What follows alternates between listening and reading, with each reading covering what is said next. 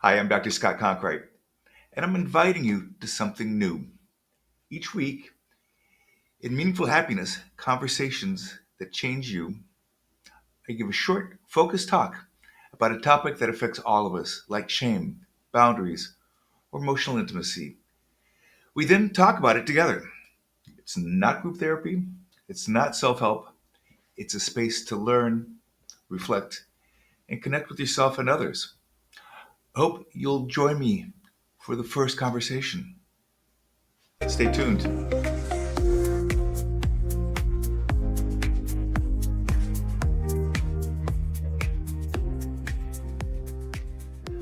Welcome to the Meaningful Happiness Podcast, where science of connection meets the art of becoming. I'm Dr. Scott Conkright.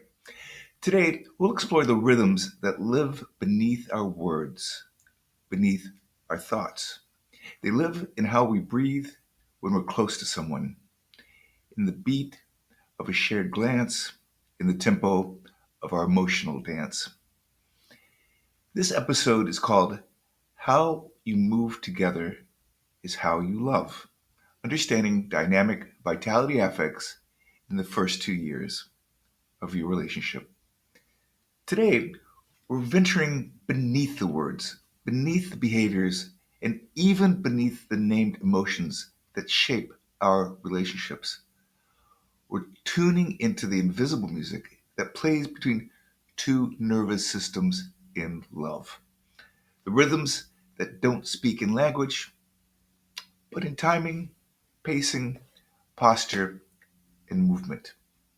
This episode is for anyone who has ever felt close to someone 1 minute and emotionally miles away the next without knowing why. It's for anyone who's ever said, it wasn't what they said, it was how they said it. It's for anyone who wants to understand how the nervous system, your body's real time emotional translator, shapes the course of your love life. If you're in the first couple years of a relationship, you've most likely felt the highs and lows already. The pure joy of laughing at something only the two of you would find funny. The sting of silence that feels off. The confusion of a text that gets misunderstood. The ache of a missed connection, even in a room together.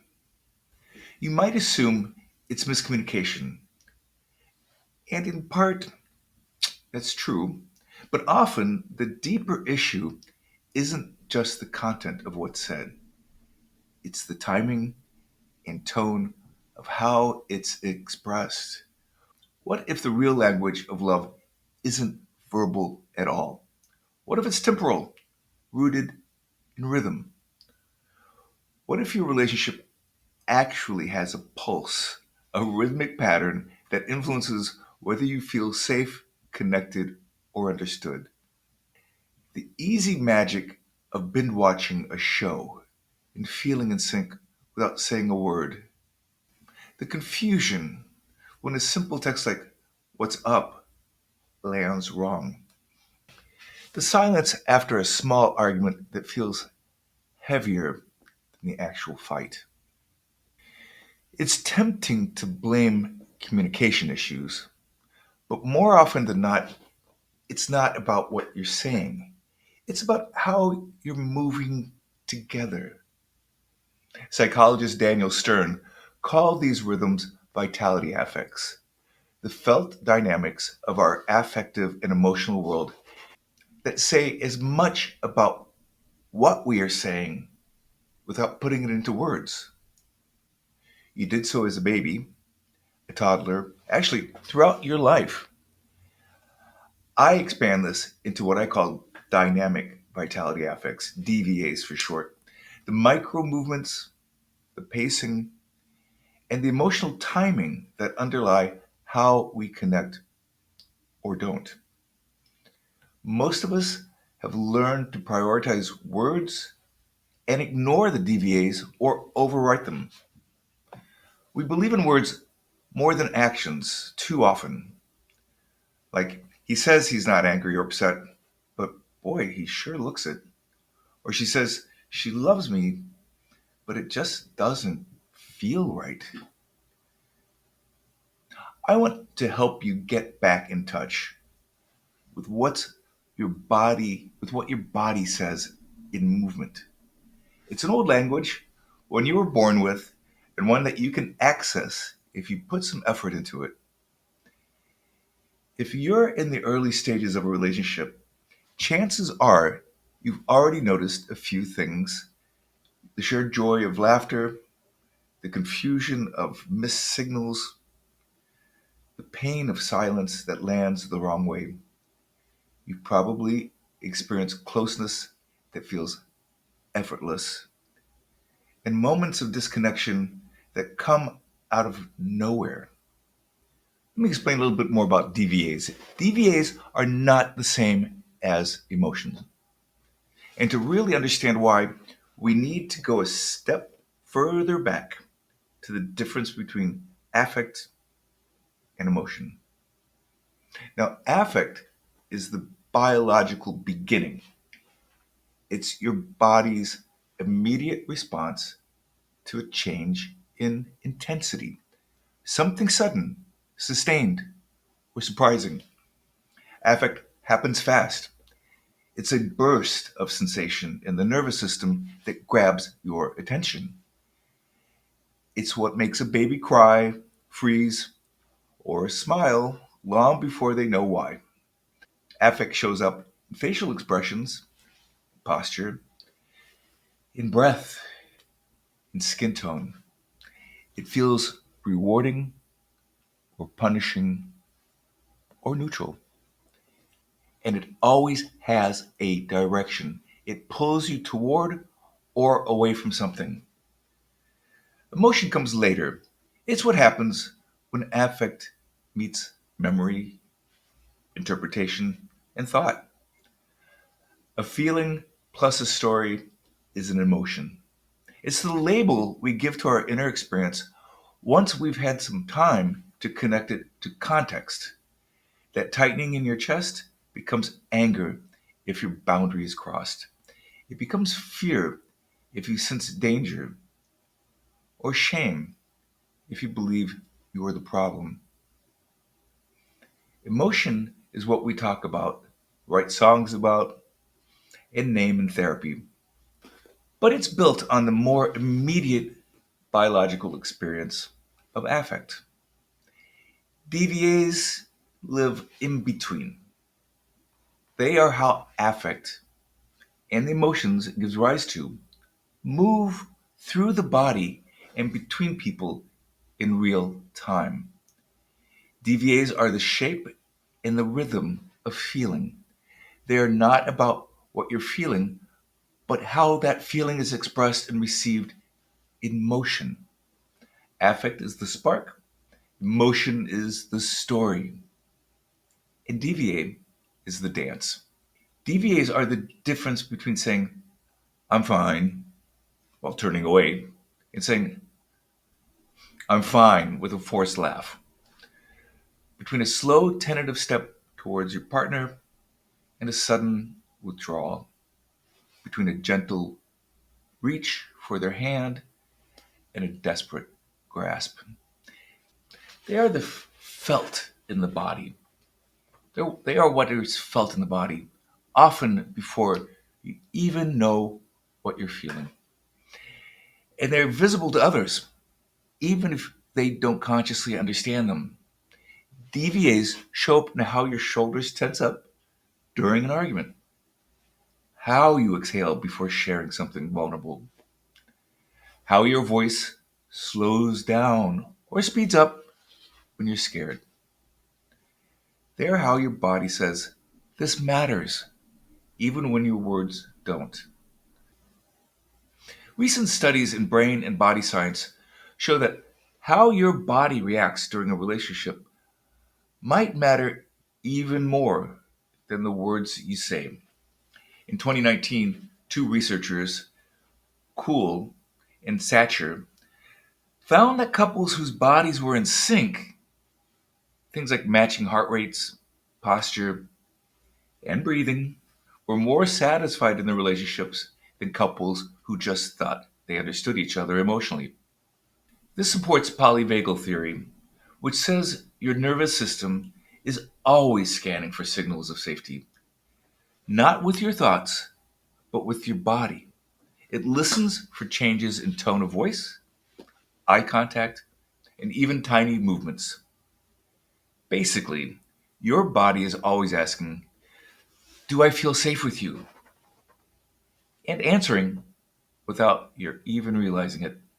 But polyvagal theory mostly focuses on negative states like fear, anger, and shame, and how they affect connection. It explains how we shut down or react when we feel unsafe. That's important, but it's only part of the picture. Affect theory, affect relational theory, goes even further.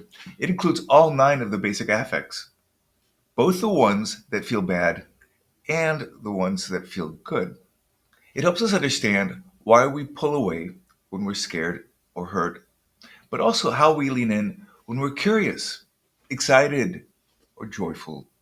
It explains things like why we feel so connected when we laugh together, or why a partner's smile can make us feel safe in seconds. Why shutting down doesn't always mean someone doesn't care. It means they may have reached emotional overload. Where polyvagal theory stops at survival responses, affect theory shows us the full emotional landscape, the push and pull of every feeling, how they combine, and how they shape who we are and how we love. That's why understanding affects and how they move between people is so important in relationships. Because love isn't just about avoiding danger, it's about building connection, sharing joy, and learning how to move with each other's emotions in real time. Let's explore the most common DVA patterns and how they show up in couples in the first 2 years.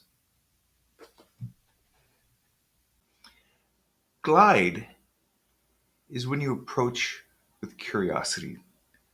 You're not demanding, you're offering. You reach out with softness, giving your partner time to meet you. Glide feels like safety, like interest, like presence. You might place a hand gently on their back. You might start a sentence with, hey, can I ask you something? And mean it. Glide helps intimacy deepen. In musical terms, glide resembles legato, notes that flow smoothly into one another, creating a sense of cohesion and connection. Glide is when you approach with curiosity. In affective terms, talking about affect here, glide is often supported by the innate affects of interest, excitement, and enjoyment, joy, the two positive affects that pull us towards exploration, learning, and shared experience. Glide is how those internal states move through the relational space. You show up gently, zero pressure. You ask, hey, can I share something with you? You don't push, you invite. Glide is emotional mindfulness in motion. In real life, you might send a meme to lighten the mood. You initiate physical contact slowly, fingers brushing, not grabbing. Another example would be you've been thinking about something vulnerable all day long. Instead of blurting it out, you wait until your partner is off their phone, then you sit down next to them. You take a breath and you say, hey, this might not come out perfectly, but I want to try to share something. Your tone is soft, your body language is open, you're not trying to convince, just connect. Another example is that you might notice your partner seem quiet after a very long day. Rather than asking, hey, what's wrong? Right away, you make them their favorite tea and you sit nearby without interrupting their silence. A few minutes later, you may say, hey, I just wanted you to know I'm here if you want to talk about anything. Then you either leave the space or let them come to you. Again, it's legato in music. I think of ocean waves. I think of eye contact that says, I'm here. I think of sea turtles. And why do I think about sea turtles? A sea turtle moves through water with grace and ease and intention. It doesn't rush. It doesn't flail. It glides. It's calm and attuned to its environment, responsive but unintrusive. Sea turtles also return to the same beaches to lay eggs, symbols of emotional constancy and quiet devotion. Glide is the sea turtle, gentle, rhythmic, always arriving without causing waves. In the body, you'll sense it as feel it as smooth breathing, open posture, calm eyes, relaxed jaw and throat, a sense of confidence without force. Developmentally, it's supported again by interest and enjoyment. The affect system here is in balance. You can say it. Can I ask you something? And mean it. You can wait for your partner to finish speaking. You touch their back gently. You don't need control. Again, all you're doing is offering contact. Why this matters is that glide is the rhythm of secure attachment. It creates safety in and of itself. Glide helps relationships feel breathable, spacious, whole. Hover is the next really common dynamic vitality affect that you see in couples all the time. Hover is the moment when connection is attempted, but the nervous system isn't sure it will land. Hovering feels like hanging in the air. You want to connect, but something in you says, wait.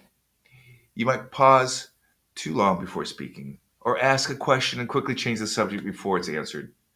Hover shows up in newer couples, especially when one person fears being too much, too soon, or not enough. In dance, you might recognize this, and in music as well. Those moments where things are suspended, like a held breath before the resolution. Hover can reflect a mix of affects mild fear, terror, for instance, will I be rejected? Or early shame, humiliation. Was I too vulnerable?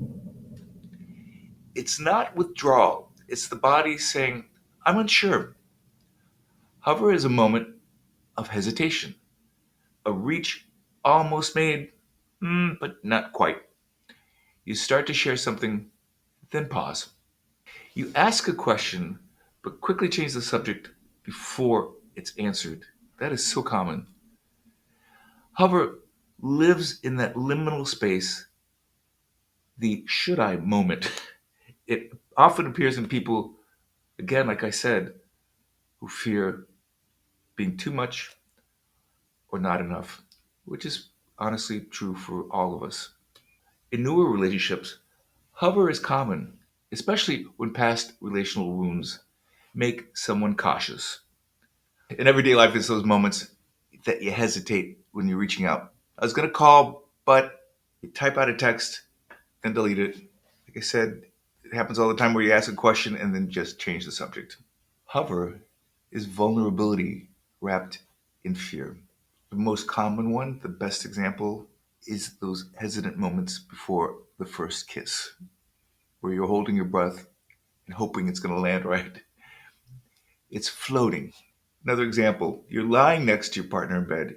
You want to roll over and ask, are we okay? But instead, you turn on your side and scroll through your phone, pretending not to care.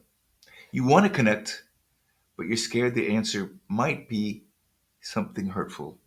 So you pause, halfway between reaching and retreating. Another example is you're going out to dinner and you notice your partner seems to be off. You open your mouth to say, "You've seemed a little distant lately," but instead, you just ask how their food is. That's what I mean by asking a question and then moving on. Didn't really want to ask about their food. You touch your water glass, glance down, and keep the conversation light, even though your body is full of the questions you didn't ask. You're half in and you're half out. It's intimacy on the edge of expression. Now, I think of a deer. I think of deers when I think of this, with the animal metaphor for this particular DVA. Why it fits? A deer steps into the clearing, ears up, body alert.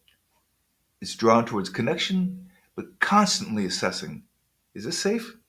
One sudden movement, and it pulls back. A deer doesn't bolt out of disinterest. It hovers because it feels everything. It senses subtly. It wants closeness but stays on guard until trust builds. So, in my mind, hover is a deer, curious and sensitive, but always ready to freeze or flee. You can feel it in your body as that breath being held, some fidgeting, eyes darting, muscles ready but uncertain. Developmentally, it's often shaped by early experiences with unpredictability, where connection was possible but not guaranteed. However, it reflects fear and early shame. In daily life, you want to ask your partner a vulnerable question, but you stall. You bring up something serious, then joke to lighten it up. You reach, but then you pull back. Why this matters? Well, hovering is the nervous system saying, "I want closeness, but I am terrified." If misread, it leads to disconnection. If met gently, it leads to trust. Burst is urgency. That's the other DVA, the third one. You've tried glide, you've tried hover, you haven't been met. Something in you surges forward with urgency. Can you just say something? Burst is what happens when emotional energy spills over the edges. Burst happens when someone has tried glide and hover and hasn't been met. So they surge forward, they interrupt, they text 3 times in a row, they say too much all at once. Burst can feel overwhelming, but it comes from longing. It's the body saying, "Please respond to me." In couples, burst often happens when one partner feels invisible.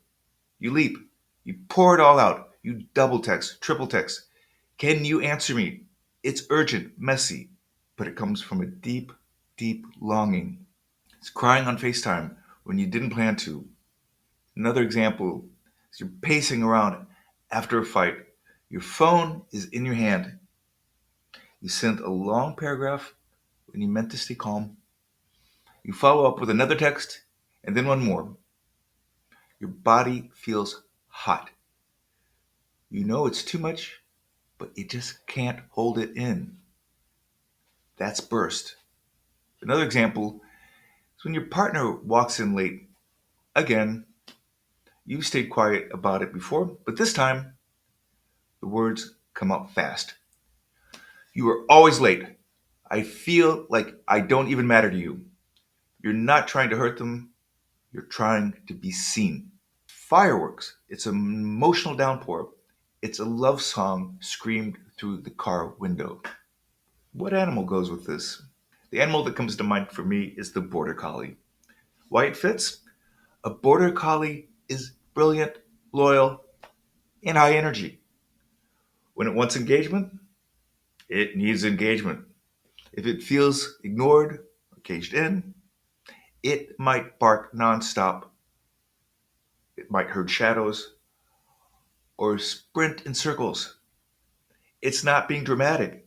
It's trying to get its needs met in the only way it knows how. Burst is the border collie, urgent, intense, deeply in need of connection. In your body, it's quick, shallow breath, flushed face, tight jaw, hands gesturing, voice raised or fast. Developmentally, it can come from various environments where one had to fight to be heard. It reflects a surge of distress or anger, often combined with genuine interest. Those are those moments when you send three texts in a row, you cry during a disagreement, you blurt out, "Why don't you ever listen to me?" When your attempts to glide or hover have failed, is when you use burst. Burst looks like too much, but it's often unacknowledged longing. It's intensely asking, "Do I matter to you?" Now, collapse is when your energy drops. It's when you've given up on everything else. You feel shut down, emotionally alone. You might say, "Forget it," or "Go quiet." Not because you're calm, because you've given up for now. Collapse often follows a failed attempt at connection. It isn't a choice, it's the body protecting itself in the early years of a relationship. And collapse can be mistaken for disinterest, but it's often the residue of too many mismatched rhythms. From an evolutionary perspective, this resembles the freeze response, the fight, flight, or freeze response, the polyvagal response, a survival strategy as ancient as the animal kingdom itself, honestly. Collapse is marked by a drop in neural firing, often followed by sustained distress or shame. It may be linked with Tompkins' concept of negative affect overload. Too much pain, too little relief. The body conserves, the self recedes. The body says, "Enough." It doesn't mean you don't care, it means you've run out of ways to ask. For example, you're in the middle of a tense conversation. You feel yourself getting quieter, your gaze falling. You say, "I don't want to do this right now," but it's not a boundary, it's a retreat. You feel small, like you don't even belong in the room anymore. Another example is after repeated disconnection, you stop reaching out. You cancel plans. You stop initiating texts. Not because you're over it, but because every attempt at closeness felt like too much. You shut down. You say, "You know what, never mind." It's not because you don't care, but because actually you cared too much and didn't feel seen at all. Canceling plans without explaining, watching TikToks all day long after a fight. Collapse is a freeze state. It feels like numbness, but it's actually protection. With your duvet over your head, airplane mode on everything. The vibe is basically a screen dimming, a slow fade, the sigh after trying for too long. My animal for this is the sloth. Why? Well, because it fits. Sloths move slowly, not out of laziness, but out of conservation. That's just what they do. They have limited energy and they use it wisely. When overstimulated, they withdraw into a stillness. Collapse is the emotional version of this. It's not, again, disinterest, it's just protection. Collapse is the sloth, gentle, quiet, and withdrawing to stay safe. In the body, it's that slumped posture, shallow breathing, head down, what I call the slump of shame, flat tone, feeling of heaviness or numbness. Developmental roots are generally Developmental roots are generally around overwhelming affect without it ever being repaired. So much distress, shame, or fear. In daily life, you tend to go quiet, like mid conversation. You might say, you know what, it really doesn't matter, when it clearly does. You disappear into your phone. Your energy drops completely. Why does this matter? The reason I'm explaining this to you is that collapse isn't withdrawal. Again, it's protection. It says, I've tried, and now I need to disappear and stay safe. Let's move on now to the loop. Loop is repetition. You keep trying the same move, hoping it lands.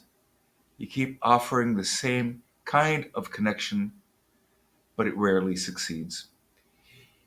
You might keep asking your partner, are you okay? In slightly different ways. You okay? Hey, you okay? Or you tell the story 3 different times, hoping this time they laugh. They'll get it this time. Looping happens when we're not sure if we're being received. In couples, looping can wear down patience, but what's really happening is the nervous system asking, hey, can you hear me yet? Looping is often fueled by a combination of interest, when you're trying to engage, distress because of lack of reciprocation, and fear because you're anticipating rejection. The affect is urgent, cycling. Loop is how a nervous system clings when synchrony fails. You sure you're okay? Like in real life, you replay the same story with different emphasis. You repeat your needs, hoping this time they actually hear it. Looping looks annoying, but again, it's just an attempt at getting heard. A real life example is you keep telling the same story, you keep adding new details, watching their face for a smile. You just want to know if they're with you, but they're not giving you much back. Another example is you've asked, "Are you okay?" 3 times in that evening. You try again, but this time you say, "Hey, you just seem kind of off lately. Is something going on?" You're still fishing for connection. It's like a vinyl record skipping, a song replayed, emotional deja vu. But you're curious about what animal I picked for this? Well, what came to mind for me is a hummingbird. Hummingbirds are persistent. They hover, they reapproach, they test angles. Their movements are fast, curious, and hopeful. In a relationship, looping feels like that. Small repeated efforts to connect, to find the right frequency, to land. Loop is the hummingbird, repetitive, searching, and honestly, quietly hopeful. The vibe for this is that one sad song on repeat, ghosting, then unghosting again. In the body, it's restless energy, it's unresolved tension, a cycling of behavior, slight anxiety, unsure attention, and its developmental roots come from uncertainty about being received. It's also tied to genuine interest, tied with distress, and often with shame. You keep checking in, you keep asking, are you okay, over and over and over and over and over and over and over and over. You want to connect. The problem is that our nervous system wants it to work. But if it's not working, it gets amplified and it keeps getting repeated. It needs to be met so that it can calm down. Lastly, override, not lastly, the next one, sorry. Override is when you push through discomfort to appear okay. This is when you smile through frustration. You crack jokes when you really just want to cry. Or you act fine because You're afraid that showing real feeling will drive your partner away. Override is a protective DVA. In early relationships, it's very common, especially for people who grew up needing to hide their needs in order to stay close to others. But override creates a false rhythm. It keeps your partner from knowing the real you. Override often masks fear or shame. The nervous system knows connection is at risk, so it trades authenticity for acceptability. It's the embodiment of a script. Tompkins' terms for the behavioral strategies we adapt to manage feelings, to manage affect. So in real life, let's say you're hurt by your partner, they forgot something important, but instead of saying so, you make a joke. Guess I'm forgettable, huh? You laugh, even though your chest feels tight. You're performing okayness. Another example is when you're feeling disconnected, but when your partner asks how you're doing, you smile and say, "Oh, I'm good. I'm just tired." You've gotten so good at appearing fine that even you forget to check in with what's underneath. It's a stage smile. It's a polished mask, the quiet sacrifice of truth for peace. The animal, I what came to mind is an octopus.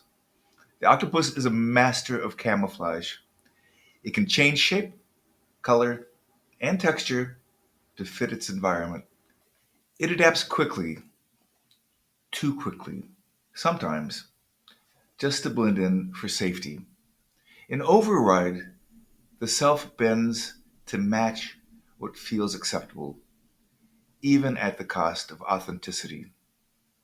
Override is the octopus, fluid, adaptive, and hiding real emotion to survive connection or the fear of disconnection. You pretend you're fine when you're falling apart. You laugh instead of cry. It's whatever, hey, listen, I'm chill. You keep the peace at the expense of honesty. You become the cool partner who never gets upset. Override is emotional masking. The vibe is like Instagram highlight reels. Self deprecating humor when you're actually really hurting inside. In the body, it's that tight smile, shallow breathing. Voice was cheerful, but if you heard it carefully, it was disconnected. And it comes with a stiff body. And it's often learned early in life when you find out that expressing real feelings led to rejection. So it's driven by unexpressed anger, shame, or fear. Override can maintain peace, but at the cost of truth. It's a false rhythm that keeps real intimacy out of reach. Sync. Sync is the one that we want. It's the resonant flow. Your body feels relaxed but awake. Your breath is steady. It matches the rhythm of the moment. Eye contact feels natural, not forced. There's a felt sense of being without needing to reach or retreat. Movements flow together, and your body knows what the other is doing without needing to think about it. You're not analyzing, you're not scanning for danger or for validation. You're simply present, and so are they. Sync is the product of attunement. It happens when two nervous systems learn to read and respond to each other in a safe and ongoing way. It's supported by enjoyment, interest, and the experience of co regulation, the ability to calm and energize each other through connection. In early life, sync forms between a caregiver and an infant when smiles are returned, cries are soothed, and gaze is met with warmth. As adults, we seek the same pattern: nervous system harmony. For example, you're making dinner together without speaking much. One of you grabs the olive oil just as the other reaches for the pan. There's no need to coordinate, it just flows. The kitchen hums, and so do you. You feel connected without needing to explain why. Another example is you're curled up watching a movie. Your partner shifts, and you instinctively pull the blanket over them. They smile before you even look. You laugh at the same time, at the same lines. You feel completely at ease. You don't need words to know you're both in the same emotional space. Lastly, another example, let's say you're walking down a busy street. Without talking, your bodies are just adjusting to the rhythm of what's going on. Your pace slows down, your hands find each other. Your body mirrors the rhythm of the crowd, but you both move with a shared purpose. It's not about the destination, it's the quiet choreography of being together. Sync is the goal of all relational movement. It's not dramatic or flashy, it's often quiet, even ordinary. But in a world of misattunement, sync feels extraordinary. It's the experience of being seen, met, moved with, not just emotionally, but physiologically. Every DVA, glide, hover, burst, collapse, loop, override, is either a path towards sync, or a reaction to the loss of it, or a signal that the rhythm has been broken. When sync is restored, even briefly, the body relaxes and the relationship feels like a place where you can breathe again. Sync is the embodiment of feeling home. What's my animal for that one? Well, the dolphin. Dolphins move in synchrony, effortlessly navigating waves, weaving in and out of each other's paths with grace. They're deeply social, intelligent, and attuned to the rhythms of the pod. They vocalize, mirror, and co regulate. They know when to surface and when to dive together. Sync is the dolphin, fluid, relational, deeply attuned, and joyful in its motion. Another one that came to mind are starlings. Starlings, when they're flying, it's called a murmuration. A murmuration is a swirling, seamless dance of starlings, thousands of birds sometimes moving in perfect harmony, shifting together, direction without collision, without hesitation. No single bird leads. Instead, each one is tuned into its closest neighbors, responding within milliseconds to the tiniest movements. That's what sync feels like in a relationship. Two nervous systems moving in fluid, moment to moment resonance, not because of logic or language, but because of deep attunement. You breathe together, you pause together, you move together. There's no need to explain, only to feel. Sync is murmuration, relational flight guided by trust, not control. You don't move because someone told you to. You move because you're in tune. This metaphor captures the nonverbal shared rhythm of sync better than almost any other. The quiet intelligence of bodies in flow, shaped not by force, but by connection. Both dolphins and starlings. These patterns can look different depending on the culture you grew up in.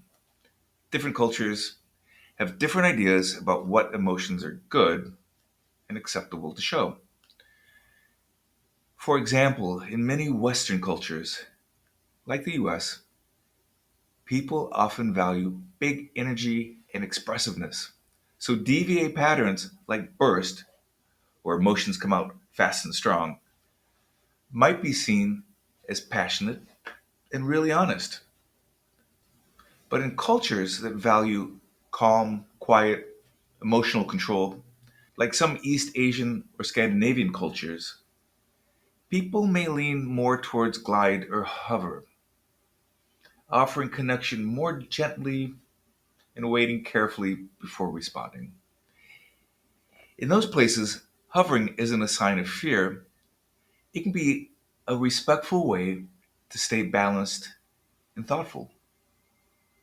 In other words, your emotional rhythm is shaped not just by who you are, but also by where you learned to feel.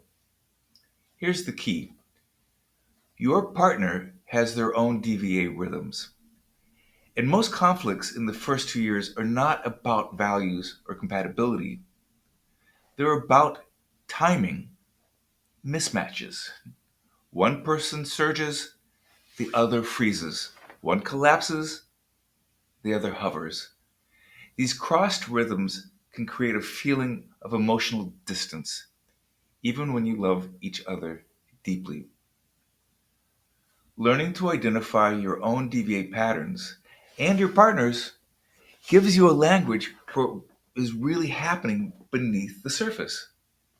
It gives you the ability to pause a fight and say, I think I collapsed because I didn't feel you met my glide. I think I'm overriding right now because actually I'm scared you're going to pull away if I show how much this really matters to me. When couples learn to read each other's rhythms, something shifts. The goal is no longer to win or to explain. It becomes about syncing up, about feeling each other's tempo, about restoring the beat when it breaks. This is intimacy at its most embodied. Not just understanding each other, but moving in time together.